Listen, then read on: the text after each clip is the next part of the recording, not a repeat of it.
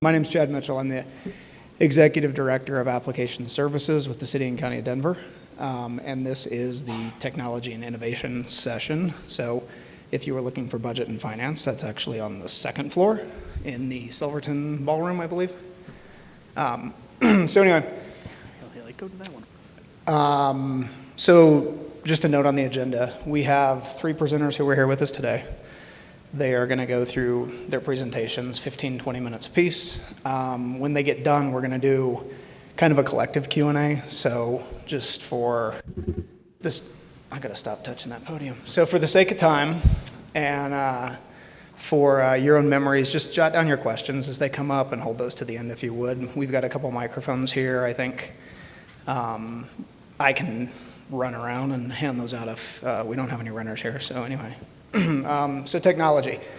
I think the exciting thing about working in technology is every time something emerges within business, no matter what it is, there's a huge flux in the technology available and in the innovations that people are coming out with. And I think for a lot of us in the room, legalized and regulated marijuana has created an immeasurable number of opportunities, both in business need and in opportunities. And by and large, gentlemen like these 3 up here are, and ladies obviously, are working to help us solve those problems and bring new technology to the market space in a very innovative fashion. So, so 3 of them are here today. They're going to go ahead and give us a rundown on what their products and their service offerings are. That'll take us to it'll be about time to go to the dentist. Does anybody know what time that is? 2:30? That's terrible, isn't it? It's also a lie because we're going to go to about 2:45, but my boss thinks that joke is great. So anyway, we will go ahead and we will get started here. Our first presenter is going to be Jason Wortham. Jason's a Senior Solutions Manager at Accela. He has experience in implementing and training in technology industry spanning a decade. He serves as a strategic resource on the company's sales, product management, and software engineering teams. Jason articulates Accela's technology and product positioning to customers, prospects, and partners through targeted full solution product demonstrations, identifying the specific needs for each prospect, and in crafting a message that resonates with both technical and functional audiences. If you guys would help me welcome Jason.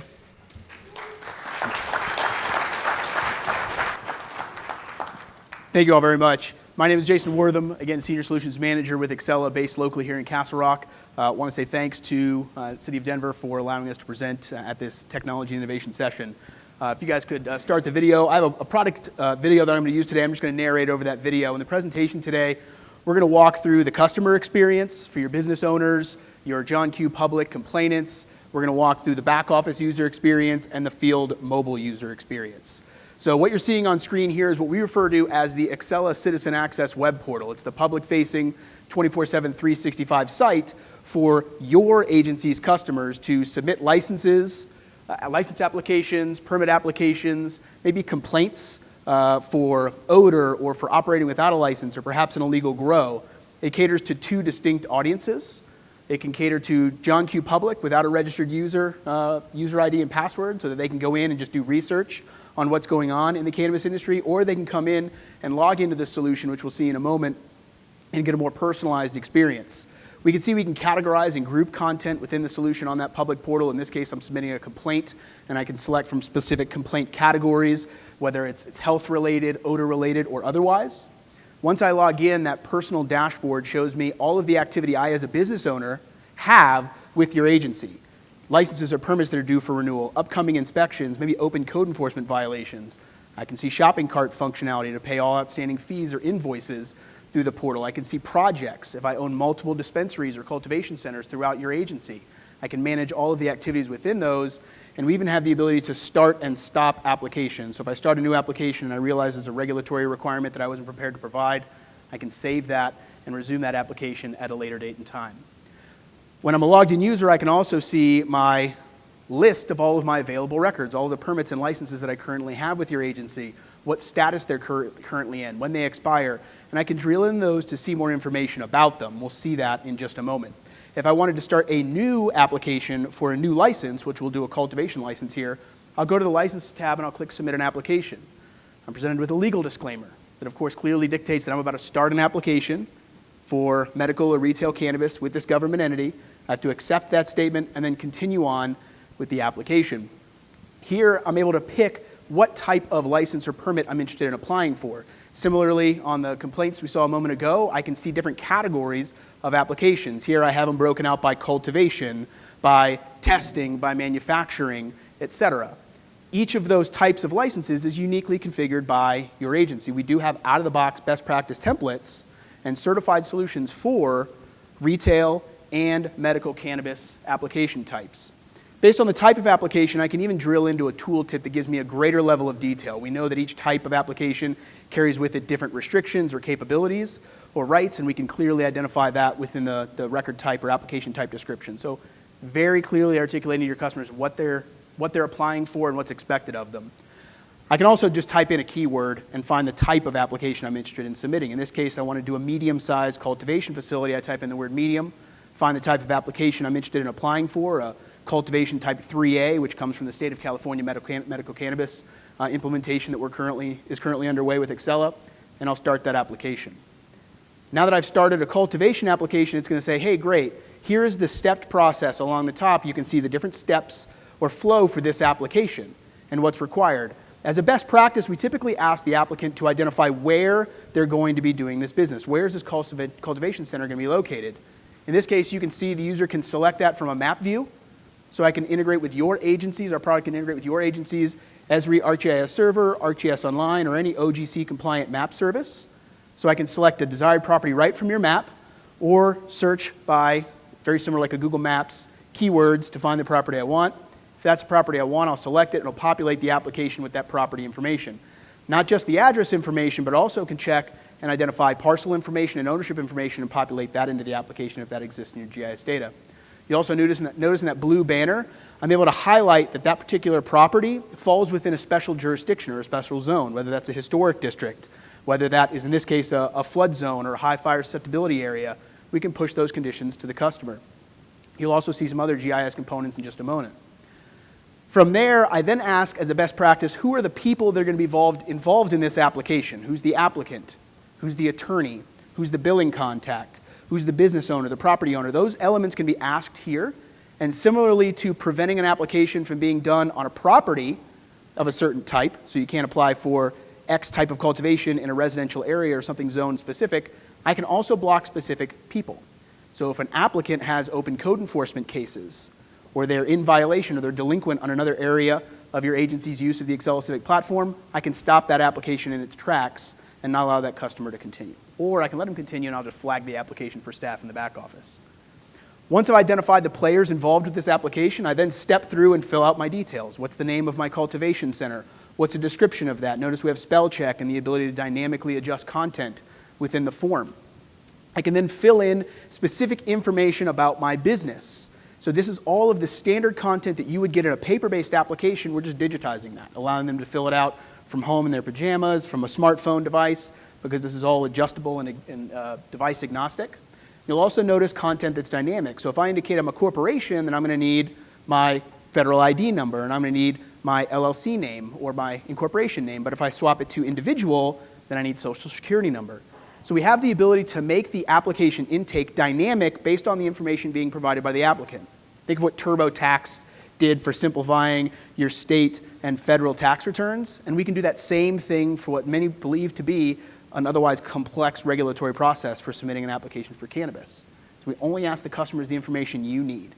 Also want to point out here is where we've auto-populated content based off of what we call proximity alerts. So in my GIS data, I already had schools, so I automatically identified within a buffered distance of this application, the property you indicated, there's a school. I didn't have church data in my GIS information, but I asked them to populate the church data based off their own research. That was a heavy topic in the introduction section yesterday about being able to do those buffer-based or proximity-based identifications. Is there a church? Is there a school? Is there another medical cannabis facility within a certain distance?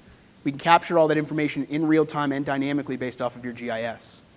We can also capture information in a table-based intake form. So if they need to list all of the stakeholders in the business, all of the investors that have given them money or materials to start their business, Maybe we want to track percentage ownership of the business because we can't allow someone to own a majority stake in a cultivation center and a majority stake in a testing center so that we have somebody growing and testing their own products. That's going to create a conflict of interest. So we can start to mash all of that content up together when we process all those applications in our solution. We can also capture, again, information related to ownership stakes, social security numbers. Personally identifiable information can be secured and masked appropriately within the system. The solution is also PCI compliant and FISMA compliant. So we do have all of the appropriate compliance information and processes in place and securities in place that the information that we do capture here is going to be secured appropriately. We also can ask the detailed questionnaires. Very common in every license application that we've seen for retail medical cannabis is going to be detailed Q&A about work history, legal history, criminal history, age appropriation information, et cetera. We're going to be able to capture all of those details accordingly in the application. All of this content is being retained. We can also ask the applicable legal disclaimers. So your acknowledgments, your authorization to share information, which is something that has to be accepted. If any user declines to accept those, we'll see what we see here, stop that application in its tracks and say, you've got to accept this acknowledgement if you want to proceed with our application.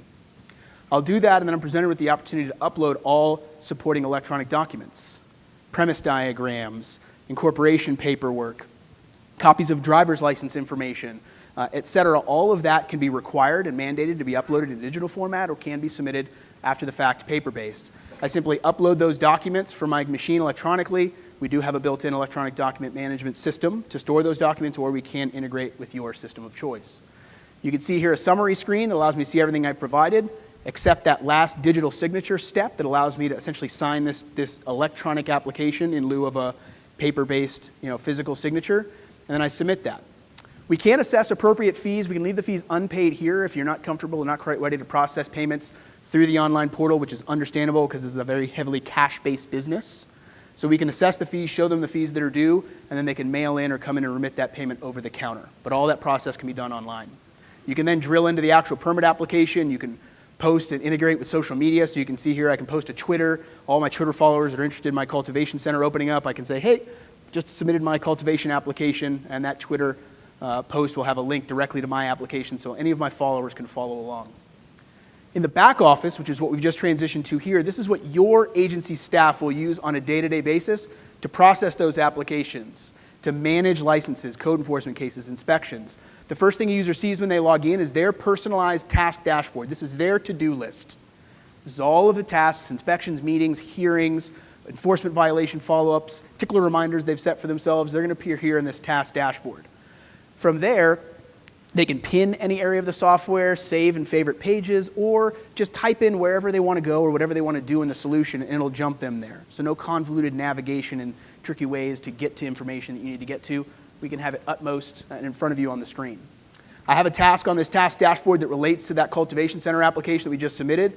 I can drill right into that task, and it opens up that application so I can see all of that information that applicant just filled out through the online portal, including all of the custom field information and the fields that are completely configurable to you above and beyond those ones that come out of the box in our certified solutions. I can see the digital documents that have been uploaded related to this application, so those premise diagrams, the copies of the driver's license and photo IDs. I can see all of that documentation. We do have a built-in redlining and markup tool, so if you actually need to mark up those digital documents and submit them back to the customer to be corrected and resubmitted, that is also incorporated within the solution and can be integrated to Adobe Acrobat Pro, Project Docs, Bluebeam, ePlansoft, ePermit Hub, all pretty much the major markup tools that are out there. From this application, I can then drill into the workflow. And the workflow for the application is what's going to help dictate the intake process from A to Z for this application. So real quick, this is showing the custom field information. I think I quickly jump over to the contacts. So these are all those stakeholders or players. I can see all of them are related. We do have a central contact library within the solution. So Jason Wortham would exist in your system once, and every permit or license or code enforcement case or complaint related to Jason Wortham will be tied back to that single central contact within the solution. So here's the workflow. The workflow allows you to manage that A to Z business process for this application. The first task being application intake, and then I can see all of the next steps that would take place assuming we pass that first step. This can include routing the tasks concurrently to all of the applicable departments that have to sign off on this: fire, police, business licensing, state licensing, et cetera, and it can even move on, as we'll show here in a moment, to a regulatory being placed on an agenda for a cannabis hearing, if that needs to happen. When I open up that application intake task that I saw on my task dashboard, I have dispositions that I can provide to it. Accepted, missing information, which will communicate back to the customer to fill out that missing info. Let's say I accept this application, it looks good, I can track my comments, I can select from a standard comment library, I can track time. I can even publish these comments out to the public portal so that the citizen or the customer, the applicant here, can see the progress we're making on this application. We'll actually go back and check that in a moment. Once I accept this application, I say, hey, everything you've provided meets the minimum requirements, we can now move it on and formally route it for review. You can see all of the concurrent tasks that have routed in real time to all of the stakeholders within your organization or even external stakeholders that need to review and sign off on this application. From there, we can see that I also triggered an automatic email alert to the customer saying, hey, we accepted your application, we've routed it for review, here's the status, here's a hyperlink to follow along on that status in the online portal, here's the comment that I typed onto that workflow task. All of this communication is dynamic and unique to that application, not some dummy email that just says, hey, we accepted your application, but it's going to contain unique content about their application in that templated email. And then we'll jump over to the citizen portal, I'll click refresh on that application, and the customer who is sitting at home hitting the refresh button, just waiting to see if the agency accepted my application, can come right in here to the workflow, and they can see a visual representation of that same workflow. They can expand out that task that said it was accepted. I can see the comment from the reviewer in the back office, and I can also see that each of those tasks now have an hourglass next to them, telling me that all of those departments are now actively looking at my application. So extreme transparency with your customers to where their application is at in the process. It didn't get lost in the black hole of government authority, if you will. The next step in the application is to say, we've made the assumption all of those tasks have been reviewed and approved, so I've kind of sped the video up here. We're going to accept this application, we've reviewed it, it looks good, and now we're indicating that this has to move to a regulatory cannabis board review. So this has to go to a board or a hearing or a committee to review this application and accept it based on the findings from the department. I can come in and indicate that accordingly, and then I can go to what we call the meetings and hearings tab within the record, and I can place this particular record on the agenda of a regularly recurring meeting or hearing. So we can define those recurring, say it's at the first Thursday of every month. I can place it on the agenda. I can indicate what type of application, how long I think it should take to discuss this particular topic on the agenda. And now it's going to get slotted into an agenda management solution within Excella. So multiple applications can be heard. We can limit how many records can be heard at a single agenda, on a single agenda for a single case. If it fills up, we would just move it to the next available meeting or hearing date. From there, I can see the details for that hearing. I can also send automatic reminders or alerts to folks in the days leading up to that hearing or meeting. We can also track the votes, accept, abstain, denied, what have you, for each of the board members. And then based on a volume, maybe a majority, we can automatically update that workflow to say it was approved, maybe it was tabled and put onto another meeting, maybe it was denied, and we need to have an appeal process, which we can fully manage within the solution as well. We'll assume that this hearing was heard, conducted, and successfully completed. So that's going to move us back into the workflow where we say, hey, meeting was done, accepted. We're now going to do a pre-operational inspection for this particular cultivation center before we issue their license or before we issue their permit. So what we'll do there is we can go into the inspections section for this application, and I can actually schedule an inspection manually, or we can automate this process as well. I'm going to select a pre-operational inspection. I'm going to add that to my to-do list, and I'm going to go to the scheduling section here. I can integrate to Exchange Server or other calendaring tools to see availability for inspectors, or I can let it assign inspectors automatically based off of geography, based off of type of inspection, and based off of availability and workload for my inspectors. I'll assign it to myself for today, and we'll actually send it out to be done at 3 p.m. this afternoon. Save that. That will now appear automatically in the mobile app for that inspector. So we offer mobile applications for field inspectors for both inspections and code enforcement officers in the field, supported on iOS, Android, and Windows devices, both tablets, smartphones, and laptops. So we cover all operating systems and all form factors. When I log into my inspector app on the left-hand side, I can see all of my inspections. On the right-hand side, I can see all those inspections mapped, plotted onto the map. That map will be, again, populated and powered by your GIS map data. So I can turn layers off and on that make sense. Zoning layers, property layers, ownership layers, et cetera. I select on the inspection that I just scheduled for myself, and it zooms me to that property on the map. Here I can turn on those layers on and off. If I want to see what zoning this is in, or if I want to see what police district or police beat or fire district this is in, I can turn that layer on accordingly. I can open up that specific inspection and see on the top left-hand corner details about that inspection, including schedule, date, time, cultivation, license type, etc. I can also incorporate an ETA. So I can get an ETA on how long it is, give an update to the customer, let him know, hey, I'm about 20 minutes out. Well, how do I know I'm 20 minutes out? I click on the address. It opens up the mapping app of that user's choice, gives me turn-by-turn voice navigation driving directions, and now I update the ETA. We also offer time tracking and mileage tracking within the mobile application if that's something you need to report back to on a metric standpoint. From this inspection, I can also click on a link that takes me to the details for the license or permit record. So I'll click that View Record button, and it's going to jump me into the details of that application.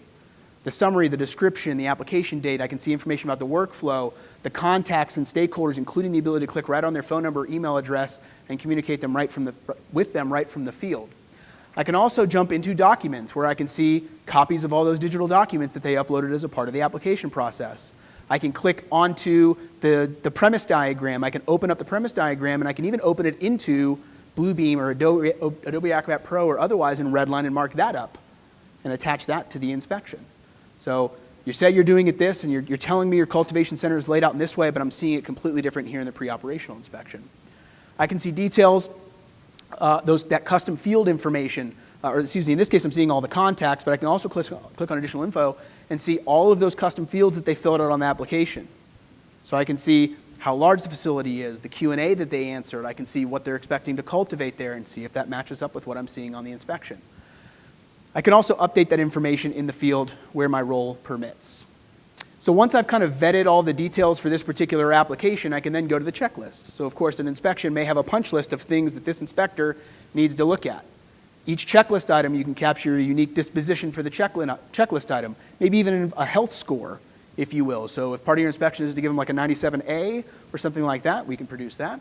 I can also put comments, either hand-typed, voice-dictated, or selected from a standard comment library configurable to your agency. I can also attach photos and videos and voice memos to this. So if I'm out there doing an inspection, I can take a couple photos, attach those photos and videos, no limit to how many you can attach, open that document up, and even stencil and redline and markup on the photo. So if there's a violation, not only did I take a picture, but I also pointed out exactly on that picture where the issue is, and I can add comments to that photo as well. So an incredible level of detail. All of this is going to be synced up in real time if you have connectivity. If you don't have connectivity, this operates in a store and forward offline mode. So if you're in a cultivation center and it's a steel building and you don't have connectivity, well, we can address that. Once you've completed the checklist, we can give a total disposition for the inspection, capture digital signatures for both the inspector and the point of contact for that inspection on the job site, result that inspection, and then generate the inspection results document that'll show the comments, the results of the checklist, the signatures. You can print that document out. So I have an example of a Brother printer. So Angie Palmer from Brother is here. We have an integration of support for Brother printers. So if you want to print that document out in the field and leave it on site, you're welcome to do that. We come back into the back office. We see the inspection has resulted successfully. We outcome the application itself saying everything looks good. We're going to issue this license. We give it the appropriate status, the appropriate comment. And as soon as I say issue license, a whole load of automation is going to happen. We're going to automatically change the status of the license to issued. We're going to automatically attach a copy of the license document to the application. We're going to send an email to the applicant letting them know their license has been issued, and they can go online and download a copy of their license to print out and post on their job site or at their business. We can prompt on screen for the staff what that license document is going to look like. So if they want to hit print and hand it to the customer that's standing at the counter right there, they can do that. And then I'm going to jump over into the citizen-facing portal where I can see the resulted workflow completed. I can go to the attachments tab. The status is submitted. The expiration date for this license or permit has been updated accordingly. And I can go to the menu and go to the attachments tab, or in this case, I'm looking at the workflow and seeing the green checkboxes across the board there. And then go to attachments, see the attached license document in PDF form, click on that document, and it's going to put it onto my machine where I can open it, print it, and post it onto my job site. So that's the lightning tour of the Excella Civic platform, support for your customers, support for your agency staff, and support for your staff in the field that are the boots on the ground, if you will. So thank you very much. Thank you, Jason. All right, thank you very much. So next up, we have Rafael Sabah. Rafael is the VP of State Operations at BioTrack THC. He's focused on implementing seed-to-sale systems for government agencies. He's led the implementations for seed-to-sale for Illinois and New York, and is heavily involved with implementations in various other states. In leading these implementations, he's worked to configure the system from the ground up, work closely with licensees, law enforcement, and various different health, agricultural, and professional state bureaus and departments. Help me welcome Rafael. Thank you. So my name is Rafael. I am the VP of State Operations at BioTrack, and ultimately what that means is that when we're implementing a seed-to-sale program with the state, I'll be the one that works hand in hand with the different departments, law enforcement, licensees, to make sure that we have everything that's required and also the proper resources in place for maintenance operations moving forward.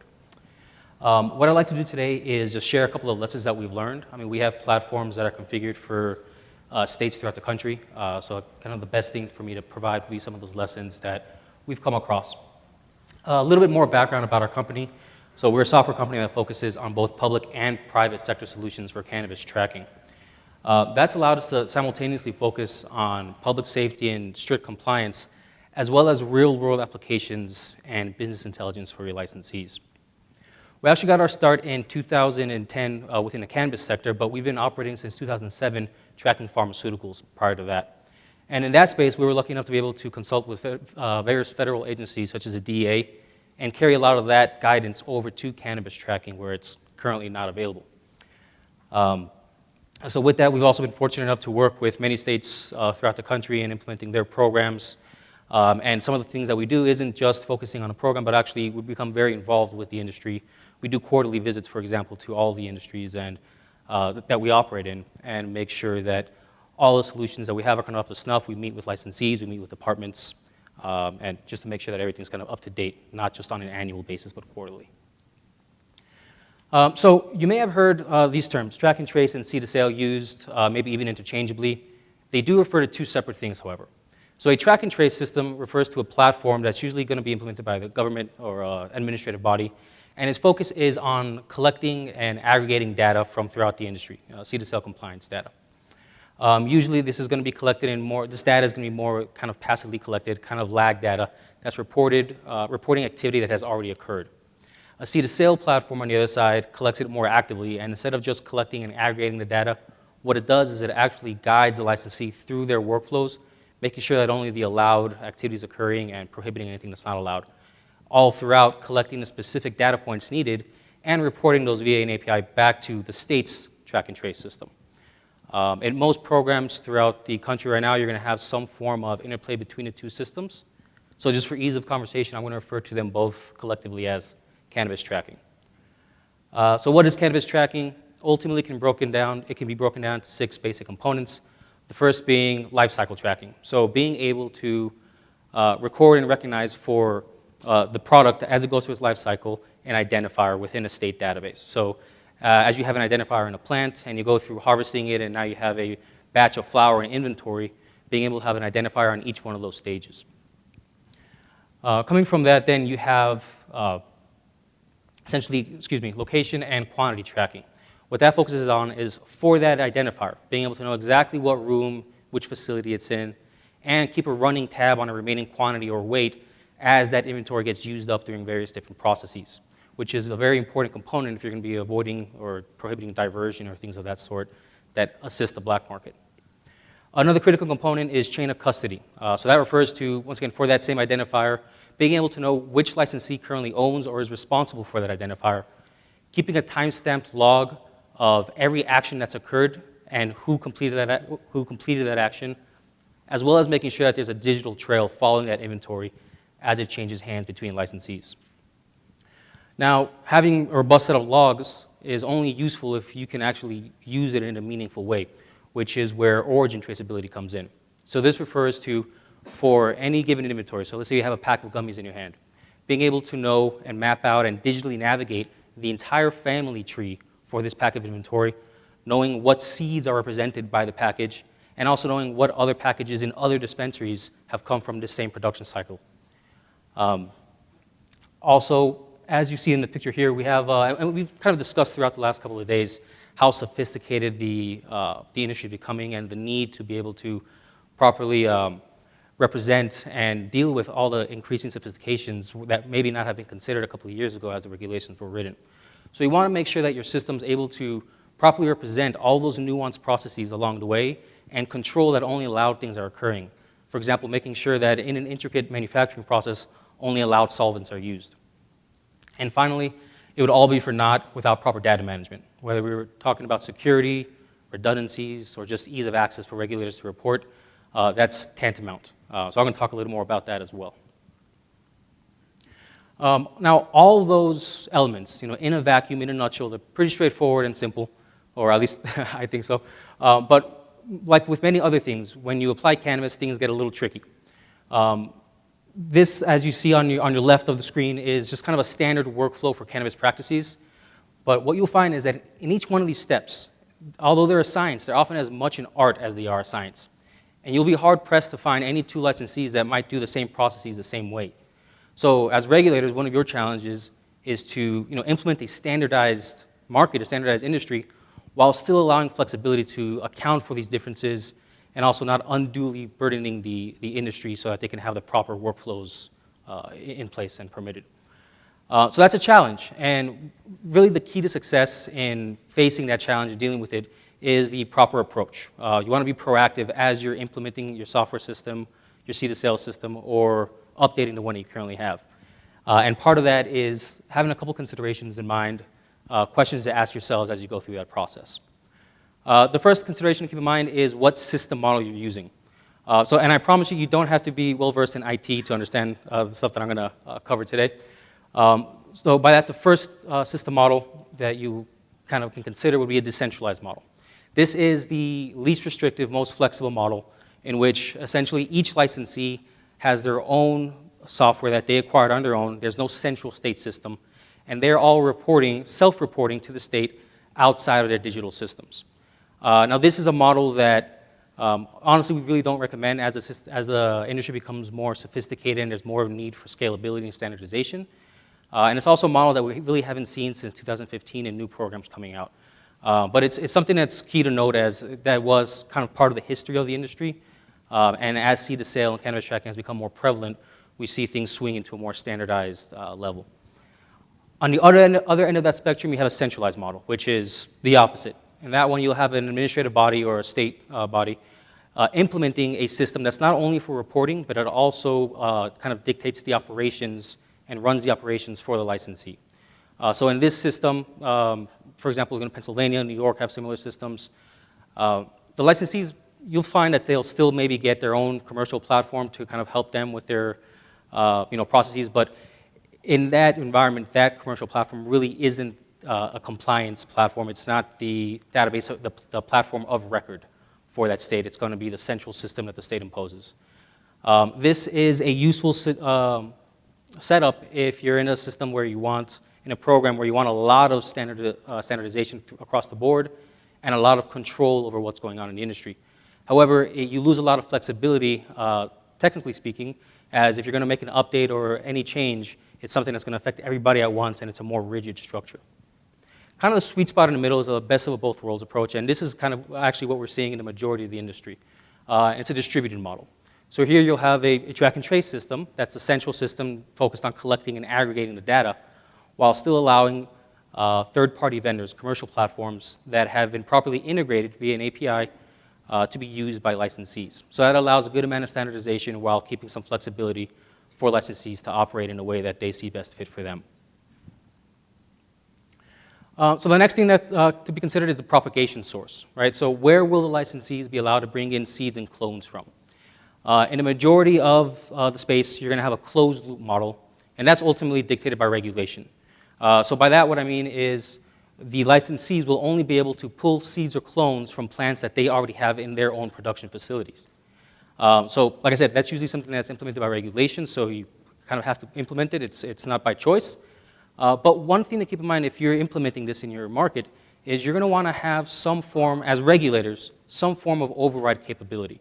Because otherwise you risk kind of painting yourselves into a corner if there's ever any extenuating circumstance, whether it be you're going to allow periodic bringing in new genetics for licensees, or if there was, God forbid, a natural disaster that wiped out the licensee's inventory, and you're going to allow them to bring in new product. You don't want to be painted into a corner, and you as a regulator want to be able to kind of decide, okay, we're going to open it up a little bit to allow this to occur. Some programs have actually allowed a more permanent feature to allow for that, so it's kind of an open loop system, so they can bring in from their own plants, or they can bring seeds and clones from an outside source. This allows a lot more flexibility, especially on larger scale programs that may have dual licensing in place and it's being implemented across the state. So you might have local businesses that are licensed but not yet implemented in the larger state system. So it adds more flexibility. However, just a note there, you do open yourselves up to potential bad actors. So if you're going to implement something like this, the key would be to have some logic built in that automatically flags any irregularities or excessive use of particular features. That way you're immediately notified that an override has occurred, and you can see if maybe it's something normal or it's something that you need to inspect on. System of controls, like I mentioned, is very important, tantamount importance actually. You as regulators can't be everywhere at all times, so you need your system to help you regulate. And you also need your system to provide you a dashboard with a set of tools that will help you regulate, so you don't have to, you can do it from within the office and do it across the board. By that, I mean, I'm not going to rattle off all these, and these are just kind of a snapshot of some of those controls that you can have in place. But for example, whether it be ensuring or enforcing quarantine periods before a specific process is completed, like if you wanted to be able to investigate before a harvest is completely done or inventory is destroyed, systems can implement a quarantine period where the licensee needs to keep that for 48, 72 hours, whatever it may be, while the inspectors have an opportunity at least to show up and investigate. Being able to dictate that only, that proper QA testing or labeling requirements are occurring, or even being able to execute a product freeze in the case of a recall. We've been able to assist in a couple of recalls actually, and we've had a couple of white papers, and it's added to a bunch of the features and logic we've been able to put in the system. Just a quick little anecdote, for example, we were in one of the states that we work in. There was a patient found a pack of mold on one of their pack of gummies.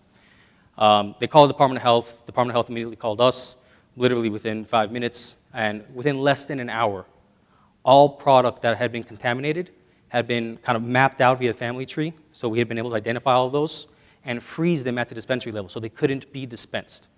They were not allowed to be dispensed through the system, and the licensees couldn't do it unless they were doing something, out of compliance, of course. So with that was, if you guys are well aware, familiar with recalls, there's a lot of things that go into place. It's a big deal. It's a lot of communication that needs to go out, and it's a hurry because you want to get the communication out before anything. Public safety is in question, of course. So that was huge. The licensees actually called us saying, "Hey, it seems like the system has an error," and we said, "No, that inventory is actually frozen. There's an issue with it." Before the department was able to, before they actually had to wait to know about it. And the only reason it actually took an hour in that case is because we had to wait for decision from the department that said, yes, go ahead and freeze it. The actual freezing of it and identifying all those lots took less than about 5 minutes. When it comes to tagging plants and inventory, there's a couple of different options available to you. RFID is a good option if you're looking for being able to streamline processes and eliminate user error. However, it is very costly to implement. Often, for most of the licensees that you have in your state, the costs are prohibitive to implement it properly. For example, it adds a lot to the build-out. You need to have readers throughout all the doorways and entrances and the ceiling, and oftentimes doing a full-time team of IT staff to keep up this network.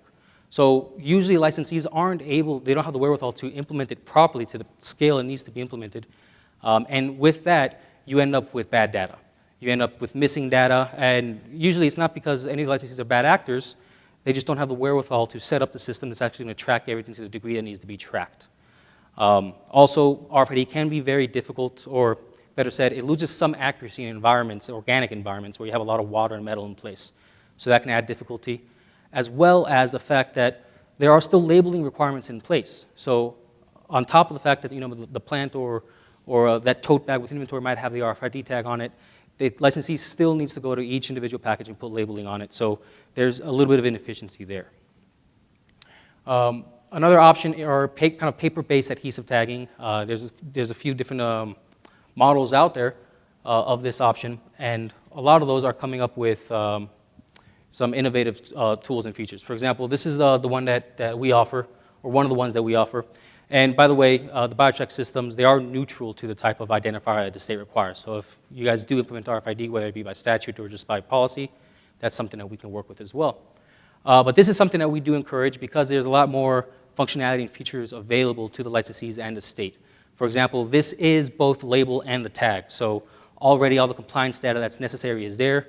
You can include proof tagging to ensure authenticity.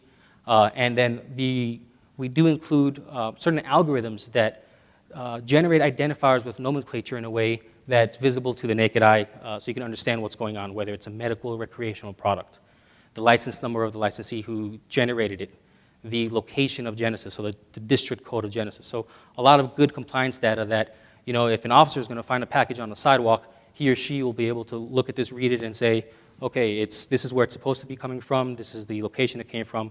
So if it's, the ID tells me it came from dispensary A, but the labeling tells me it's from dispensary B, I know something's funny there. And as well, the role of labels themselves can be tracked. So regardless, even if you find a blank label, just the fact that you have the QR codes and a little serial code for it as well, you'll be able to track which licensee has purchased just the roll of blank labels. So there's a lot of perks and features that can be added.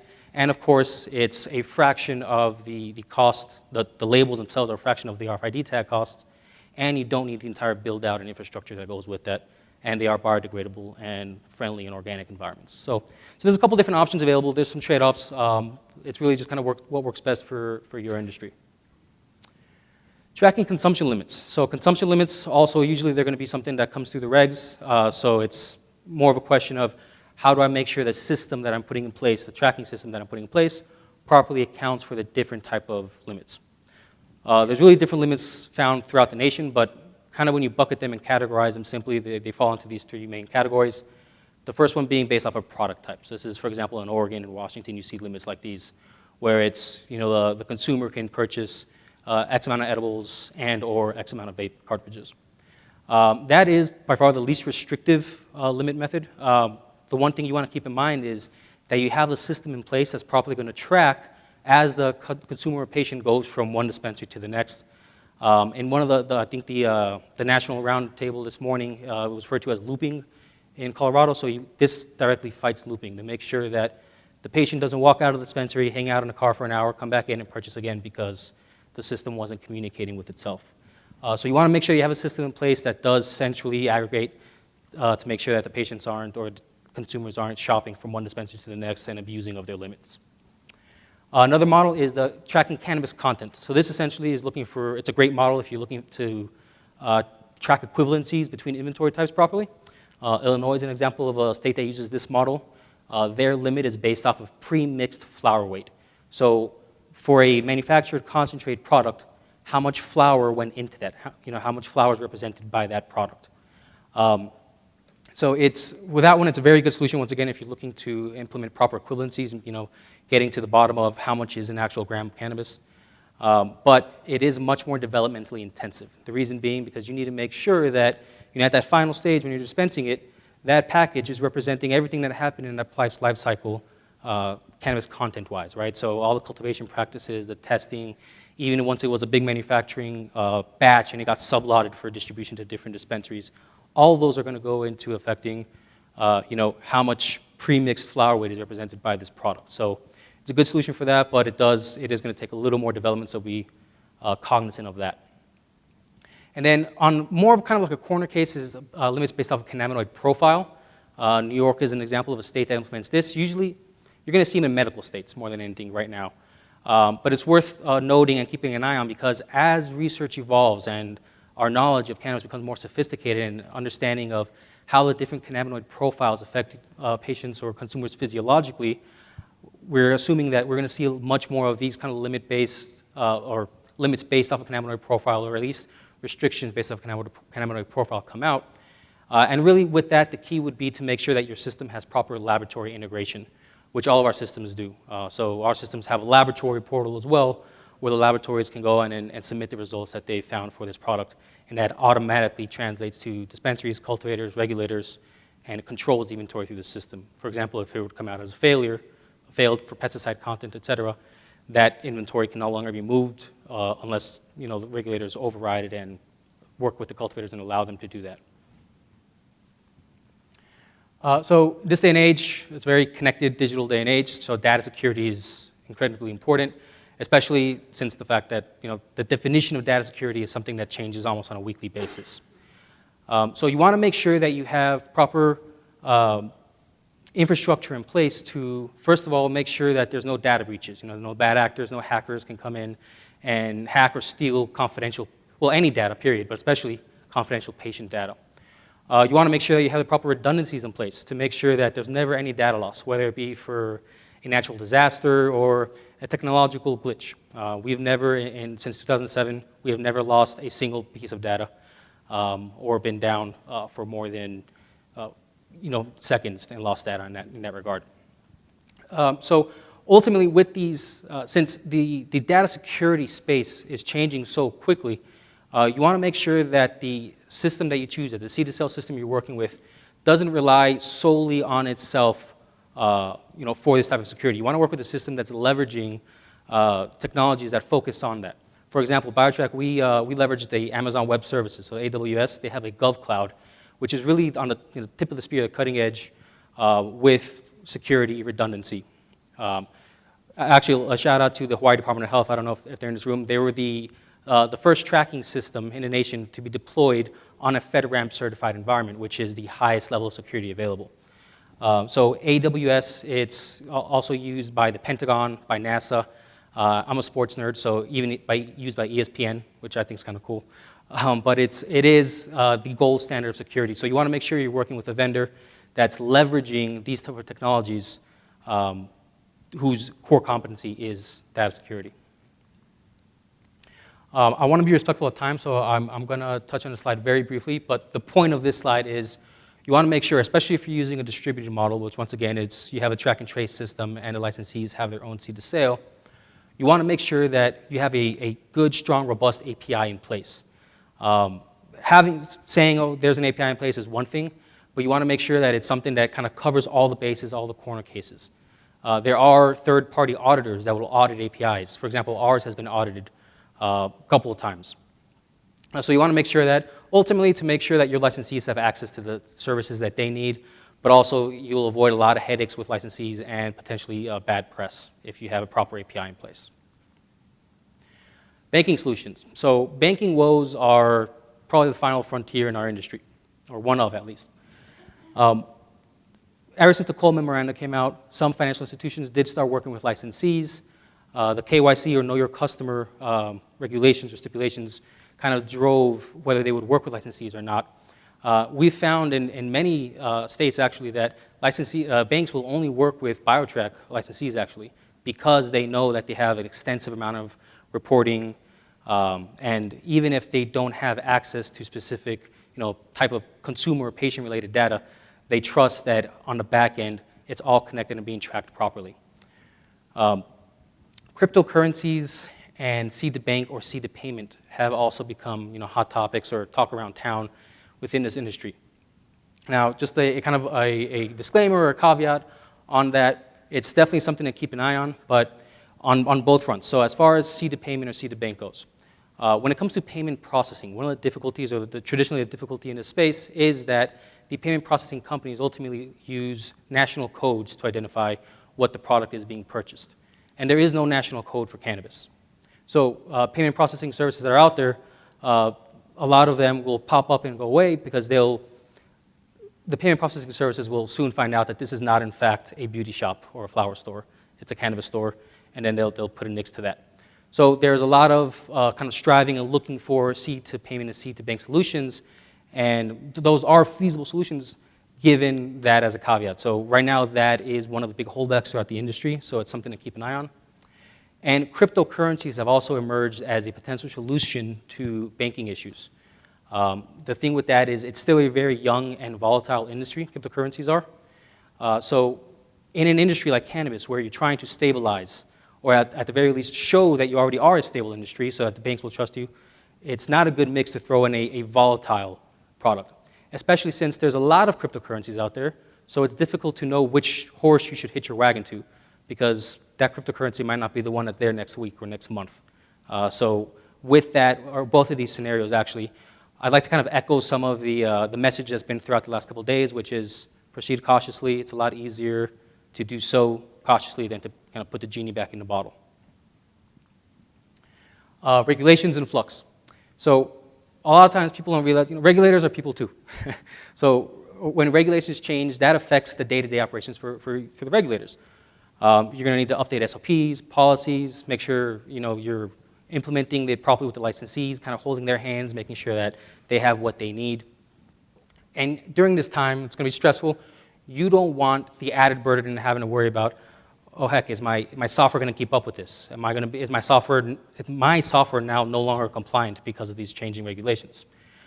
So you want to make sure that you're working with a software company that has the flexibility to kind of keep everything up to date as needed and very quickly in a quick turnaround, but also a company that will provide support, whether it be just simple documentation resources or boots on the ground to work with licensees hand in hand, walk them through and train them on the differences. So those are important things to keep in mind. So I did throw a lot at you. I hope it wasn't too much. I hope you found it valuable. Ultimately, there's a lot of, regardless of which system you choose, whether you're implementing a new one or updating one that you currently have, there are a lot of considerations to keep in mind because it is a very nuanced and tricky industry. The proper approach, or really the best approach for success, is a proactive and an involved one. You don't need to be an IT whiz. Technology, usually it's its own language, but we're very good at translating. So you want to be proactive, you want to be involved, you want to have an open conversation about expectations, what you're looking for, and what a viable solution looks like. And you'll find that the solution you end up with is something that's really tailor-made to your industry and something that you guys built together. Thank you.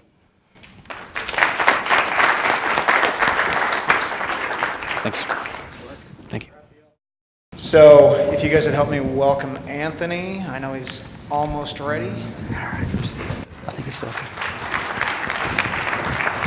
I'll run up from the back of the room like those presenters do sometimes. Let's make sure that works. There we go. Hi, guys.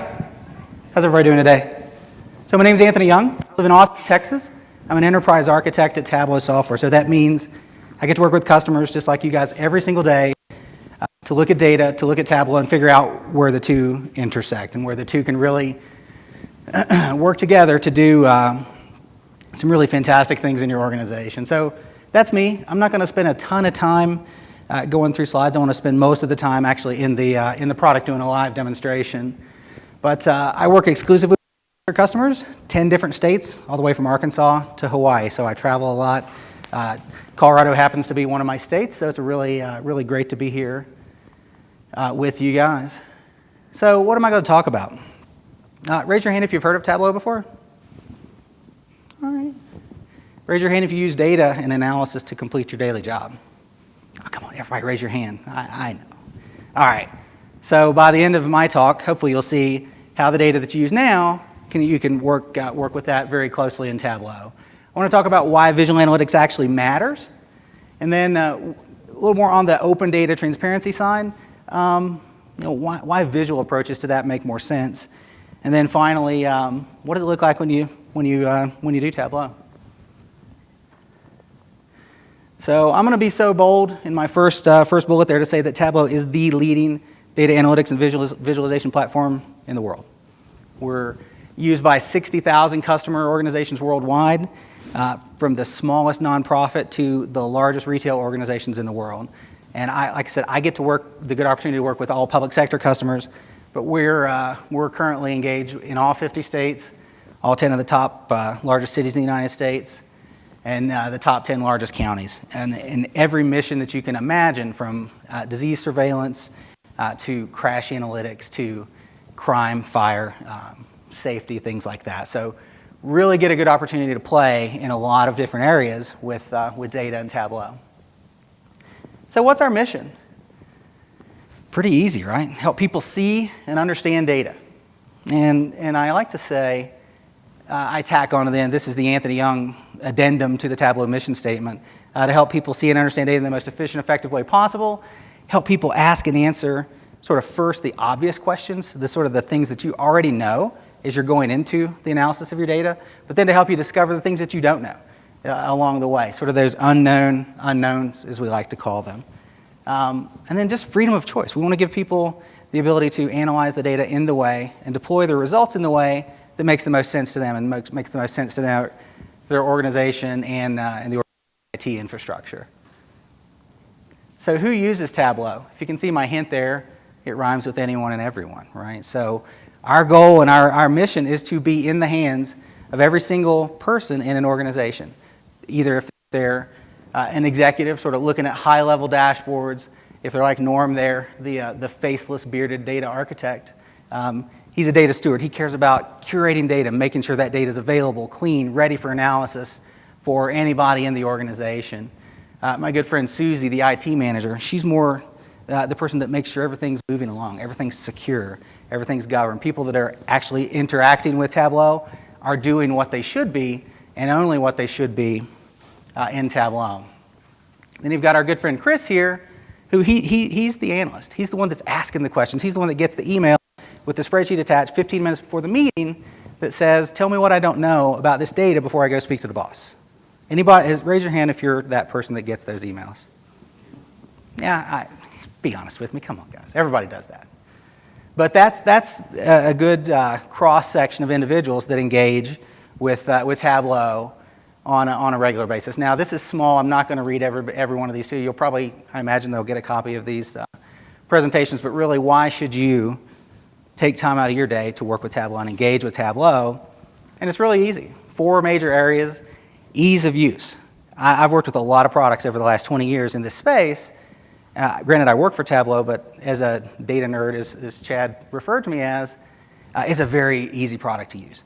Easy for anybody to get. You could go home right after this presentation, go to our website, click the orange button, and download a free trial. Pull in your favorite spreadsheet and be analyzing before dinner time.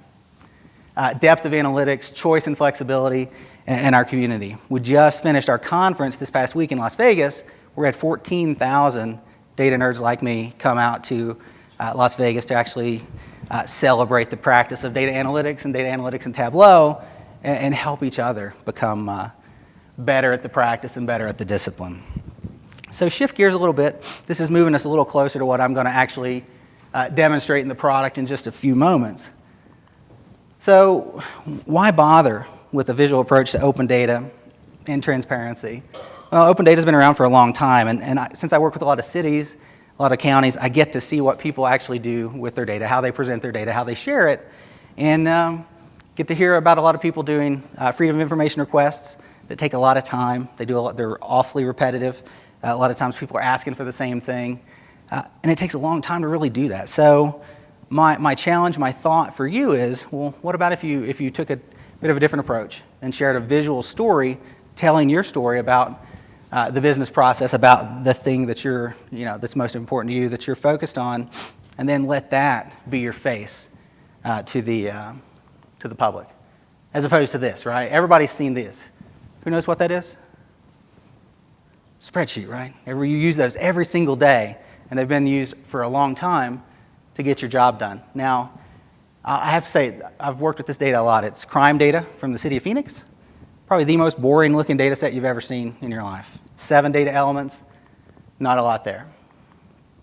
You've seen that too, right? Same exact data. That's actually where it came from when I pulled the data down to actually do something with it in Tableau. That's good too, right? All that data that I just showed you, when it prints out, is a 3,930 page PDF. You can really make decisions off of that, right?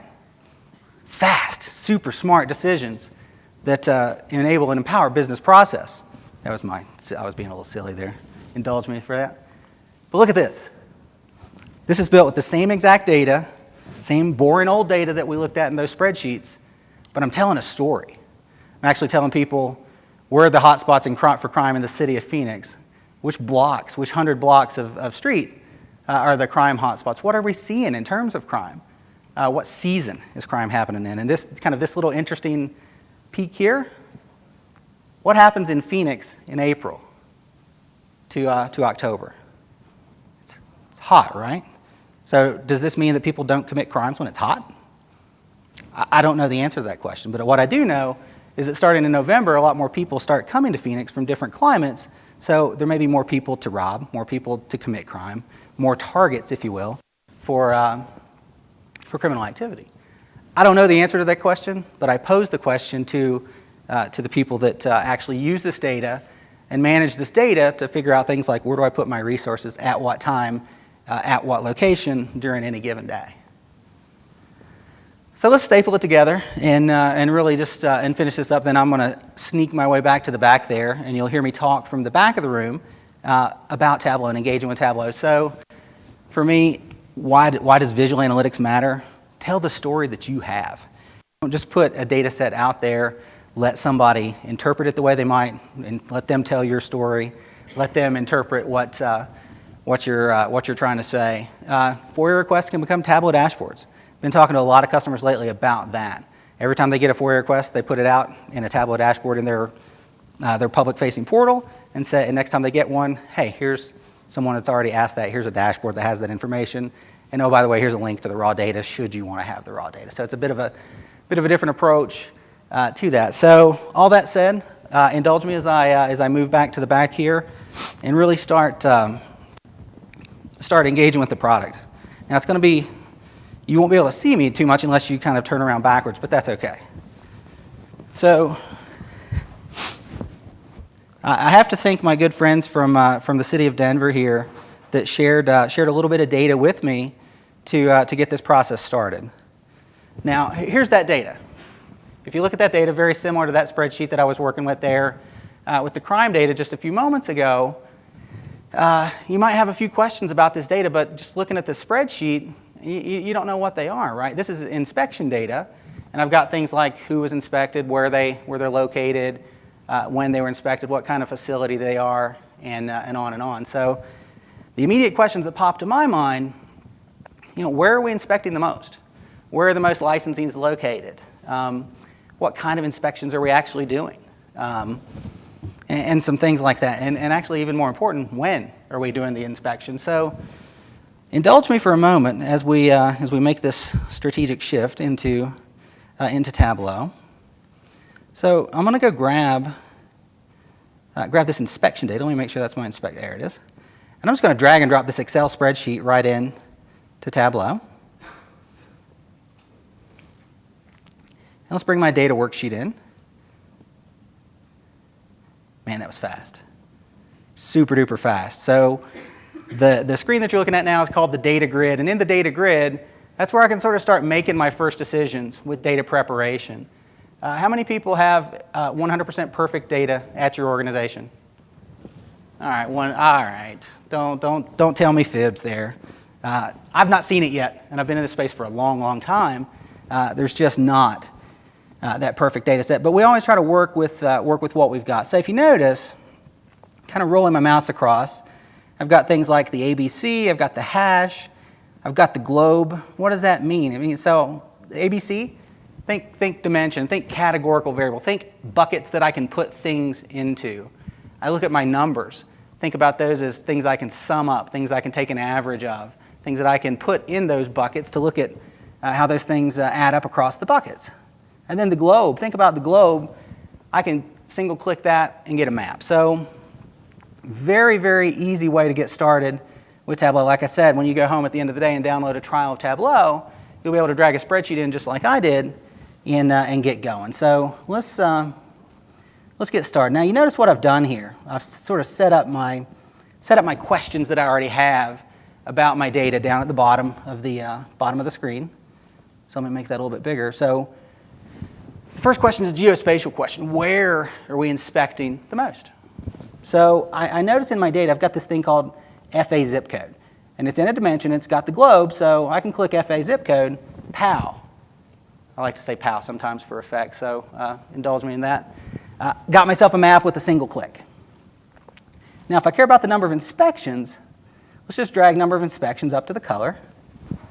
With a click and a drag and a POW in the middle, I've got myself a nice heat map of the greater Denver metro area where we're doing the most inspections around the city. And my eye immediately goes to zip code 80216. If I'm not mistaken, that's sort of the swath that runs along I-70 to 25 right on either side of the freeway there. So probably a pretty busy area, probably a lot of facilities in that area. So it makes sense we've done a lot of inspections in that area. But I kind of want to know how many licensees are in the area too. So you notice I've got this other measure called number of licensees. I can do a number of things with that. I can bring it up to the label, and there we go. We got 191 licensees up in 80216, and that's good. What I could do is bring number of licensees over to the size and look at it a little bit differently, right? Make that a little bigger. So now I can roll my mouse over really quickly and kind of see, where those, a big red circle means there's a lot of licensees and a lot of inspections in that general area. So let's, for now, let's just put that back on the label and work with the heat map for now. So I want to go even one step farther, really specifically, where are we inspecting? So that's a street address kind of question, right? So you notice here I've got my street address and I've got my number of inspections. So I'm going to just highlight the both of them. I don't know the best way to look at that data yet, so what I want to do is ask Tableau to help me. You notice up in the right-hand corner I've got this thing called Show Me. Tableau, show me the best way to look at this data. Now you notice the things that are lit up are the actual mechanisms I can use to show my data. I could be so bold as to choose a tree map. Yeah, that works. That's lots of little squares. I'm not a huge fan of that one. I could do the old pack bubble. That's one of my least favorites, but heaven forbid I do a pie chart. Look at that. That's nice, right? You can really see and understand that data and make some super smart decisions off of that. Not really. Well, in this case, I'm actually just going to focus on the good old-fashioned bar chart because that does a really nice job of helping me understand, sort of the relationship of each other, because you kind of got the concept of length of the bar that shows you where the most are. So I'm going to just go ahead and sort that out. And I'm like, first thing when I noticed this, I was like, holy cow, what in the world is going on at 4900 Dahlia Street?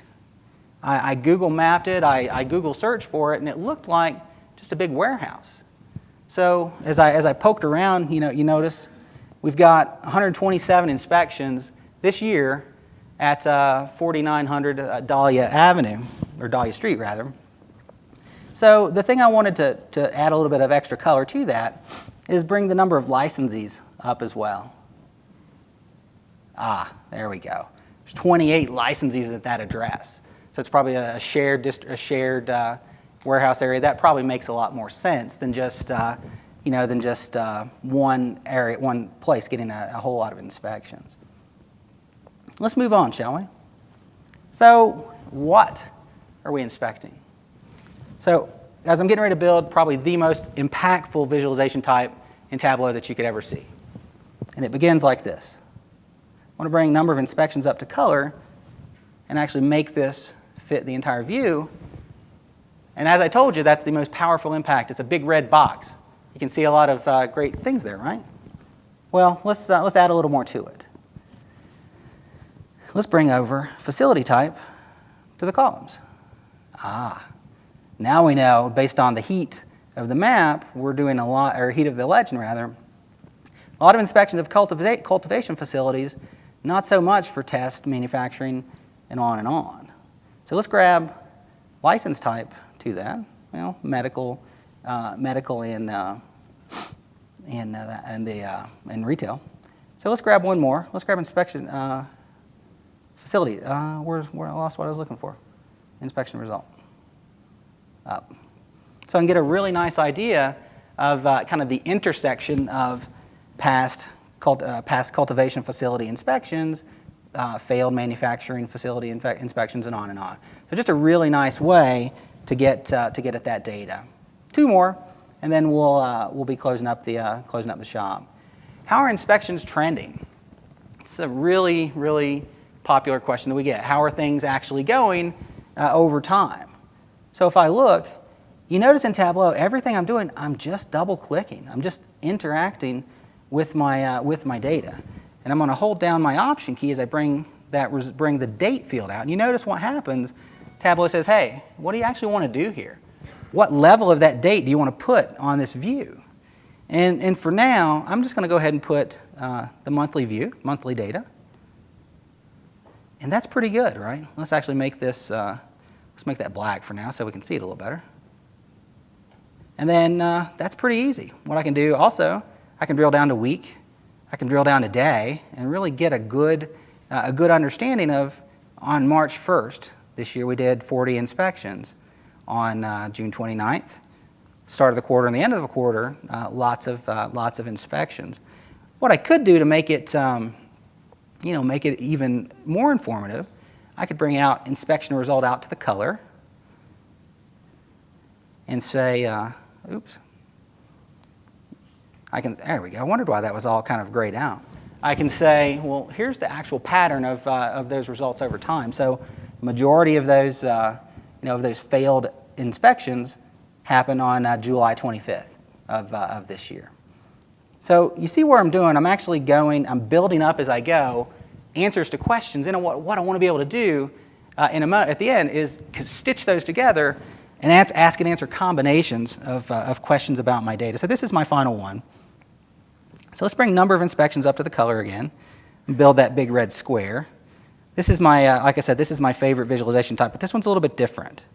So if I bring out the date, I want to look at the weekday. Holy cow. Now, if I'm a person that's going to get inspected, I'm probably going to be really shipshape on Wednesdays because I know that they're doing a lot of inspections on Wednesdays. That may just be for scheduling. I don't know the answer to that. You guys do. But I'm able to get a really good understanding of when we're doing the most inspections. But let's bring it out again. Let's actually take that same date element and bring that out. And let's look at the month. Wednesdays in March, my birthday month. 114 inspections on Wednesdays in March. Who'd have thunk it, right? And we can even bring number of inspections up to the label just to give our user, so they don't have to roll their mouse over. They can look pretty quickly and really understand, kind of what's going on there. So let's staple this all together and build what we call a dashboard in Tableau. Dashboards are an assembly of individual worksheets, individual questions about your data. So I'm just going to kind of drag and drop here and, like I said, piece things together.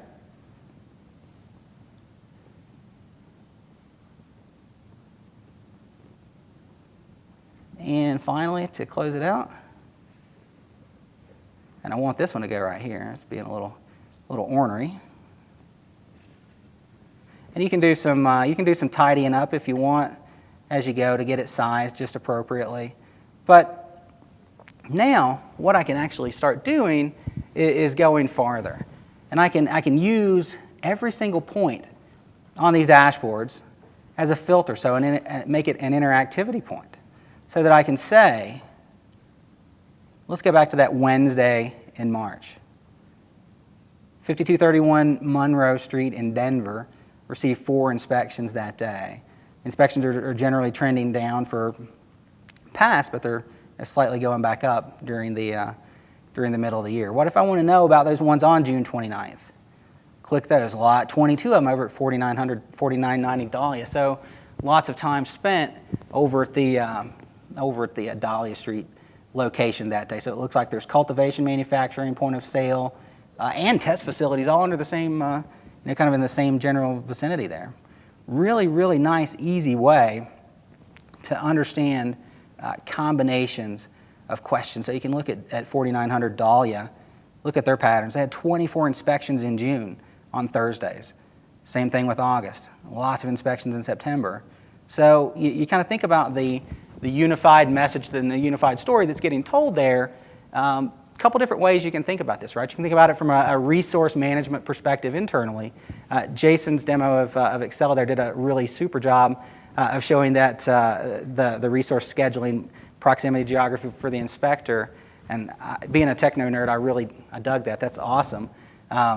But to kind of look at it from a holistic visual standpoint, this is a great way to pull all that information together, kind of about the where, the when, the what we're doing while we're there, and really getting a good understanding of how these questions work together to build a nice interactive dashboard. So I'm going to pivot for just a moment. I think I have just a couple minutes left. So I've been doing some collaboration with some folks just out the way here in CDPHE, Colorado Department of Public Health and Environment, sitting right over there in the middle.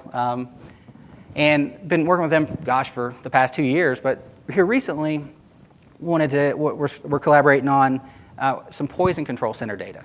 Kind of an interesting topic. And I wanted to just give you a quick preview. I'm not going to build it out before you, but I want to give you a quick preview of the results of what we were looking at there. So indulge me as we take a look here. So what I've put together here is sort of calls trending over the past few years to poison control centers. So you look sort of starting at 2006, moving over to the moving left to right there, all the way up to 2016. Most months had fewer than 10 calls. But then jump into the first day of 2014, January 1st, 2014, when recreational sales began, and just look at all of 2014 holistically, significant more amount of calls. And look at that first April of 2014. Now, I don't know much about much, but what I did know is that's the first legal 420 in Colorado. So I just called that out. Is that right? Is that warranted? I don't know the answer to that, but but at least was enough of an anomaly in my data to say, maybe we should take a peek at that. And then notice they dive off and just completely fall off back to normal levels in the summertime. Move up to 2015, same thing happens. April of 2015, 14% increase from calls from last year. Really, really interesting thoughts that you can have when looking at this data. Now, draw your attention to the bottom visualization. So, similar to that, when we're inspecting, this is that same visualization type, but applied sort of year over year, hour of the day, day of the week. So, very, very sparse here. There's no real pattern to the calls, all the way up to 2014. But notice what starts happening in 2014 in the later hours of the day, sort of down at the bottom of the chart. Those start filling up, and then you get the most calls on a Wednesday at 7:00 p.m. and then sort of throughout the rest of the day into the midnight hour. So, again, making no attributions here. I spent 20 minutes building these couple of dashboards that I built, but I thought it was worthwhile to show you just a different kind of data, a different look at how to share information. Then finally, this will be my closing point. I wanted to look at this dashboard, and it's hopefully it's not as hard to read for y'all as it is for me from back here. But I'm sort of taking some key categories in the data: age category, what type of marijuana people are calling about, how they actually ingested the marijuana. And you notice I'm looking at sort of that holistically across all views by gender. So notice I sort of pause my mouse over any one of the views that have female or male in them. Everything else sort of gets out of your way. The blue lights up, so I can have a pretty good idea of how the comparison is for males across any and all of those given areas. So just a really nice, easy way to stitch a lot of information together and hopefully tell a cohesive story with that data. So with that, I'm going to pause. I'm going to walk back up toward the front of the room. But I really appreciate your attention. Hope you like what you saw. Hope you saw something that made you think, this makes a lot of sense. We look at our data and we look at it in maybe the hardest way possible. So Tableau might be that way. That might be that application that we can just give a shot. Download a trial, drag in a spreadsheet, and see what you can do from there. So I appreciate your time, appreciate your attention, and I hope you have a good rest of the day.